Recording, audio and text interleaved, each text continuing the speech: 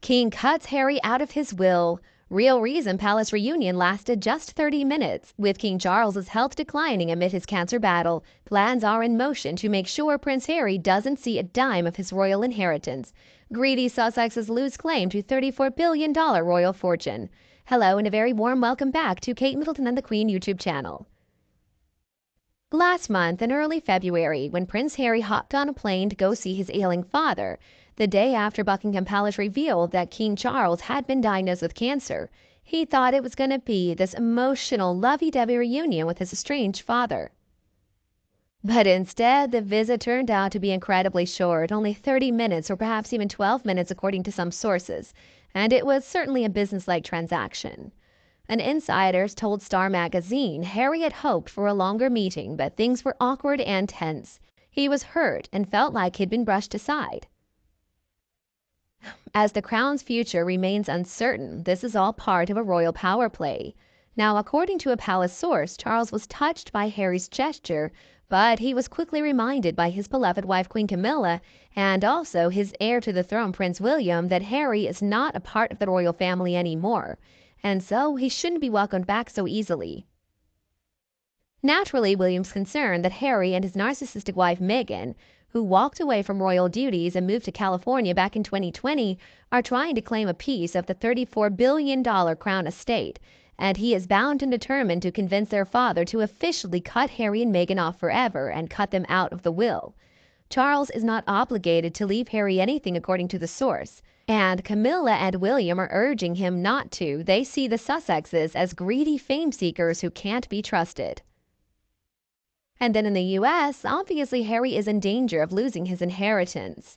Understandably, Charles had to cut Harry and Meghan off when they moved to California, and that's where they still live with their invisible children Archie and Lilibet in their $14 million Montecito McMansion. And the source claims that losing that money has always been a sore issue with Harry, who felt cast off into the wilderness after a lifetime of servitude. Palace insiders claim that Harry didn't receive anything from the Queen's estate. Now, Charles was the sole beneficiary, so he inherited her personal fortune of $500 million when the late Queen passed away in September of 2022, and he may very well not see a penny when his father passes away. So it looks like his efforts to make peace with his father have blown up in his face. When Harry rushed to see his dad, Charles's aides, Camilla and William, quickly reminded the king that Harry was no longer a part of the monarchy's rank order. Charles was able to squeeze in 30 minutes with Harry before he had to dash off. And the source claims that now Harry's starting to understand that when he gave up his royal life, it certainly came at a huge cost. The source says the consequences have been deeply felt. As we reported in the past, Harry and Meghan have really been struggling to pay for their expensive lifestyle. Their efforts to conquer Hollywood haven't been successful, to say the least. In addition to losing these good streaming deals, the recent relaunch of their website drew a lot of backlash because they decided to use their royal titles in spite of the fact that they are no longer working royals. The source notes Harry and Meghan have big bills to pay and they need to make money, which makes this rebranding necessary as they see it. They weren't getting very far with Archewell and now have chosen to use their titles and crests. Well, okay then. Why can't Harry just pay for his own damn security? He was the one who chose to step down from his position as a working royal. It doesn't make a bit of sense for him to still be entitled to taxpayer-funded security, but apparently Harry is willing to fight for it. He has a few very hard lessons coming his way, I'm afraid, and this is going to be just another one. Remember how in his book he bragged about his drug abuse habit? Well, he just did that to sell books, supposedly. Next thing we know, he's going to say he didn't kill any Taliban members, he just said that to sell books. I swear, this man baby just can't do anything right.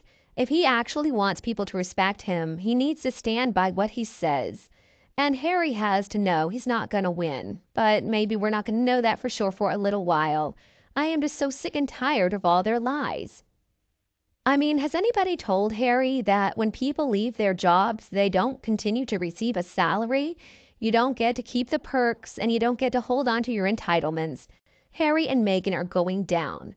The seeds they have sown are now sprouting, and it's not a beautiful garden in the least. So Harry, it's time to just move on because soon enough you're going to lose it all.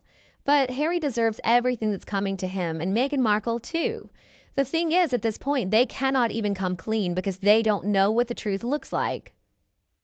In the grand scheme of things, Harry and Meghan are so incredibly unimportant, so irrelevant, and they need to get used to that. Harry needs to just drop this lawsuit because it's going to cost him a lot of money.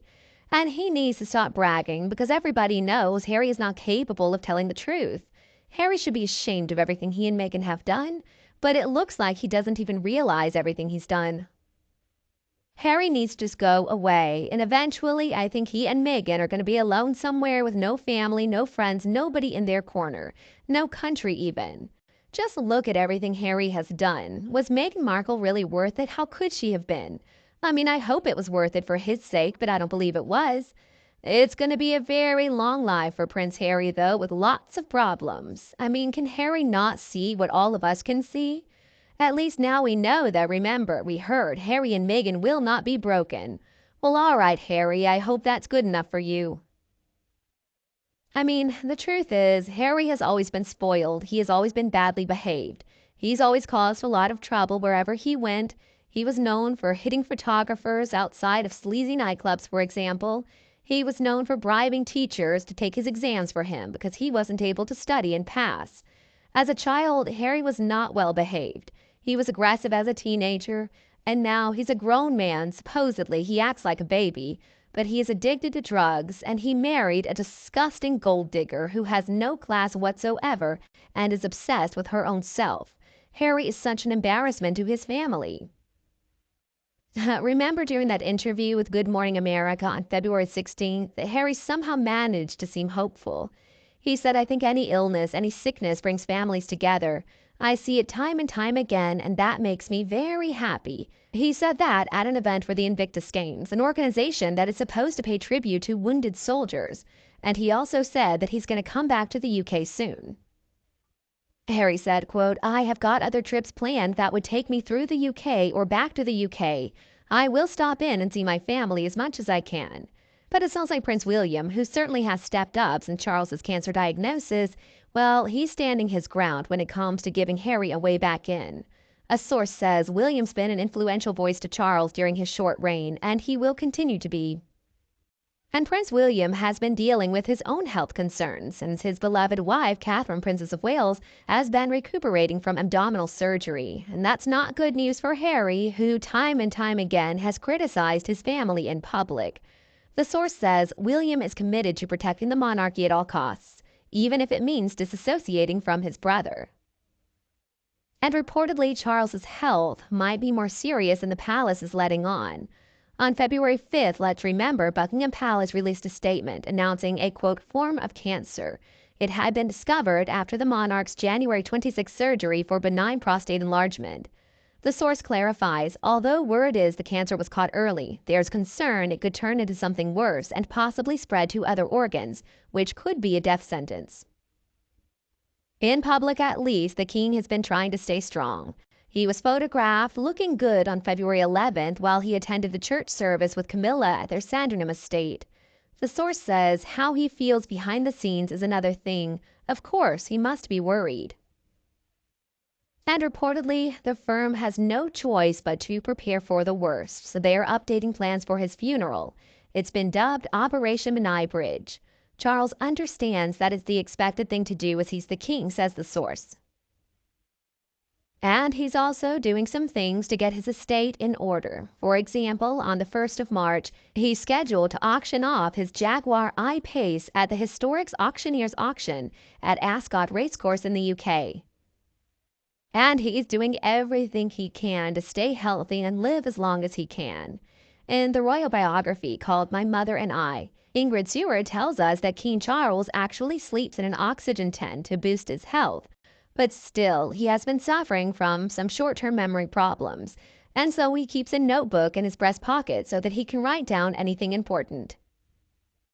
And you, what do you think about this update? Please tell me your opinion below in the comments. If you think my video is useful, don't be afraid to like and share with anybody else who would enjoy it anytime you want. And please subscribe to Kate Middleton and the Queen channel to get more updates in the future.